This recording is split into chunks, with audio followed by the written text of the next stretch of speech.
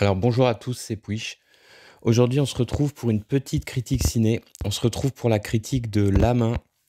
Donc en version originale, le titre c'est Talk to Me. Mais c'est vrai que le titre La Main est particulièrement bien trouvé hein, pour la version, la VF de ce film. Donc c'est un film australien. Il dure à peu près 1h35. Il est réalisé par Danny et Michael Philippou. Alors c'est des acteurs, réalisateurs australiens, hein, si je me trompe pas. Je crois que c'est des frangins, a priori. J'ai pas fait plus de recherches que ça. Et c'est un film d'épouvante, horreur, on va dire. Un film plus ou moins de possession, hein. Et c'est un bon petit film d'horreur. Franchement, ça casse pas des briques, mais c'est vraiment pas mal. Et c'est surtout un film qui fait dire que on n'a pas forcément besoin de millions et millions et millions de dollars pour faire un boulot, un minimum efficace, quoi. Pour faire quelque chose de visuellement vraiment bien. Mais on y reviendra au travers de la critique. Alors, Cette main, de quoi ça parle? Donc, le film nous raconte l'histoire du personnage de Mia, qui est une jeune fille qui a perdu sa mère dans des circonstances tragiques. Donc, elle vit seule avec son père. Et sa meilleure amie, il y a Jade. C'est une jeune fille, pareil, une adolescente, hein. Il y a aussi son petit frère qui s'appelle Riley, hein. Donc ils sont très très amis. Elle squatte la plupart du temps en fait dans cette famille, hein. Et il y aura aussi la mère de famille qui sera au milieu de toute cette histoire qui s'appelle Sue, donc qui est jouée par Miranda Otto. Donc ça c'est une actrice qu'on connaît. On l'a déjà vue dans différents seconds rôles comme ça dans des films, dans des séries. Après le reste du casting c'est plus ou moins, enfin moi en tout cas ça ne me dit rien pour les acteurs principaux. Donc Mia, elle est jouée par Sophie Wilde. On sent qu'elle est très très impliquée dans le rôle. Elle est à fond, hein, ça faut avouer, elle est à fond.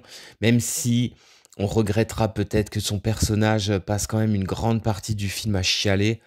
C'est quelque chose pour moi qui est assez redondant, c'est assez pénible. Mais c'est vrai qu'elle a une histoire très tragique et forcément, ce qui va se passer pendant le film, va pas arranger les choses, hein. Alors, de quoi ça parle cette main? Donc justement, on a Mia, on a cette bande d'amis, finalement, qui est une bande d'adolescents classiques, hein. On a aussi Jade, elle a aussi un petit copain.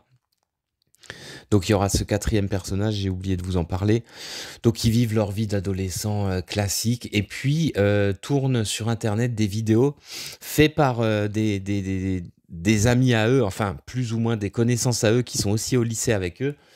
Ils font des vidéos où en fait des jeunes comme ça sont possédés, ils font des soirées comme ça où ils essayent d'appeler les esprits et ça les intrigue vachement.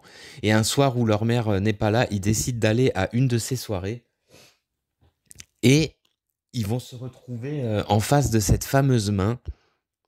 Et donc le principe de la main, c'est vous vous asseyez à la table, vous avez cette main comme ça qui est en céramique.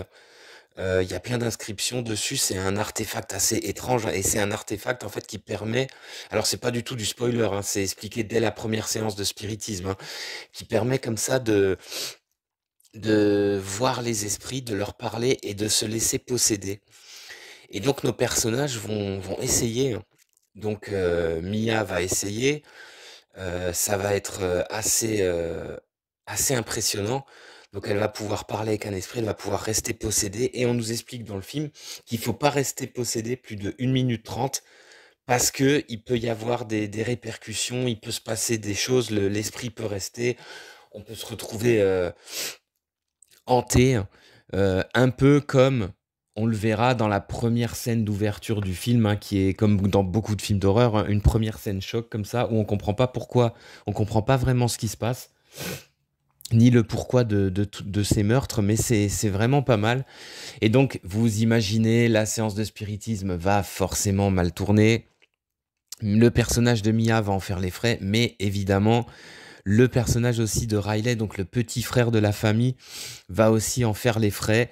Et ça va donner lieu à toute une histoire de possession, de fantômes, un petit peu Evil Dead, Il y a un petit côté Evil Dead dans les possessions, dans les différents fantômes, monstres. En fait, on peut pas appeler ça des monstres, hein, c'est plus des fantômes. On arrive à les visualiser. Alors, tout le film, c'est un film justement, c'est là où c'est pas mal. C'est un film où il n'y a pas beaucoup de budget. Je crois qu'il est chiffré à 4 millions de dollars de budget. Donc autant dire que c'est une toute petite, entre guillemets, hein, c'est une toute petite production, c'est que dalle, hein. Vous regardez des Halloweens, le Halloween's Ends, là, ou vous regardez des films comme ça, ou même le dernier Evil Dead, hein. C'est des productions qui sont à des 80, 100 millions de dollars, voire même encore plus, hein. Et quand vous voyez le résultat, vous vous dites, mais putain, les autres, qu'est-ce qu'ils font du blé? Non, mais c'est complètement fou. Vous vous dites, les mecs, mais qu'est-ce que vous avez foutu du pognon? Là, on est sur un film qui est très efficace. Toutes les scènes de spiritisme, d'apparition, de possession, elles sont excellentes. La plupart des effets spéciaux, c'est pas du numérique, hein, c'est du bon vieux maquillage à l'ancienne, c'est des bons vieux effets en live, en plateau. D'ailleurs, les effets gore ou sanglants sont très très bien faits. Les maquillages sont très très bons. Les blessures font très mal. Franchement, globalement, c'est du très très bon. Le film est assez malin puisque disons qu'il dure 1h35 et en fait, il se passe mine de rien plein de choses dans le film et en même temps, il se passe plein de choses différentes. Le film est somme toute relativement classique, c'est du film de possession classique. Je vous dis, ça fait penser à Evil Dead. Moi, il m'a fait penser à plusieurs moments à Evil Dead. Mais par contre, il est assez malin pour pas se... C'est un crescendo, mais euh, on sait pas trop comment ça va finir. La main en elle-même reste un artefact très mystérieux. On sait pas trop d'où elle sort. On sait pas trop qui a établi ces règles, comment ça s'est passé. D'ailleurs, il est intéressant de savoir que apparemment, ils auraient filmé en même temps, dans la foulée, ils auraient filmé un deuxième film tout de suite dans la foulée. Alors, je suppose que c'est une espèce de préquel ou alors une suite directe du film, mais qui va nous expliquer les tenants et les aboutissants de cette fameuse main. Enfin, globalement, c'est un film très efficace, avec une économie de budget. Il nous prouve qu'on peut faire des choses impressionnantes. C'est vrai que ces dernières années, le cinéma australien nous sort comme ça par moments des films vraiment pas mal, hein. Moi, personnellement, j'avais été très impressionné là par Danger Close, un film sur la guerre du Vietnam qui était sorti il y a quelques années, il faudra que je vous en fasse la critique. Un excellent film de guerre très impressionnant qui cartonnait grave. Il y avait aussi, dans un autre genre, il y avait aussi en film australien le gros nanar là, Rainfall, Occupation, je crois. En tout cas, ça s'appelait Rainfall, l'espèce de Independence Day ultra. Un film bourré d'effets spéciaux, d'attaques extraterrestres mondiales, un film complètement dingue, qui tirait un peu sur le nanar, hein, on va pas, mais qui était vraiment très impressionnant, une envie de divertir le spectateur à tout bout de champ. Et ce film-là, La Main, j'ai envie de dire, c'est un petit peu pareil. C'est un film simple, c'est un film avec pas beaucoup de budget, mais il l'utilise très très bien. Tous les effets spéciaux sont excellents, les revenants sont glauques, on a des passages qui collent un peu le frisson, comme ça il y a des très bons effets de caméra, des très bons effets de mise en scène, notamment lors des possessions, où on a la caméra comme ça, l'acteur, à chaque fois quand il est possédé, il y a comme une force qui rentre en lui, donc il y a toujours un mouvement de sa tête comme ça vers l'arrière, comme s'il se prenait quelque chose, et on a la caméra comme ça qui bascule à chaque fois de 90 degrés. Franchement, c'est vraiment pas mal, et c'est un effet parmi tant d'autres, hein. Globalement, du bon. Si vous avez envie de voir un bon petit film d'horreur, je vous le conseille. Honnêtement, en toute honnêteté, j'ai préféré ce film au dernier Evil Dead, qui était complètement raté, qui était grotesque. Je préfère largement ça. Après, il y a quand même des petits défauts. Ça reste très classique. Il y a aussi, moi personnellement, ce qui m'a un petit peu embêté, c'est le côté, alors très léger, mais le côté un petit peu progrès du film avec des personnages un peu, on sait pas trop si c'est une fille ou un mec, des petites conneries comme ça, mais c'est par toutes petites touches. Heureusement, c'est assez mineur.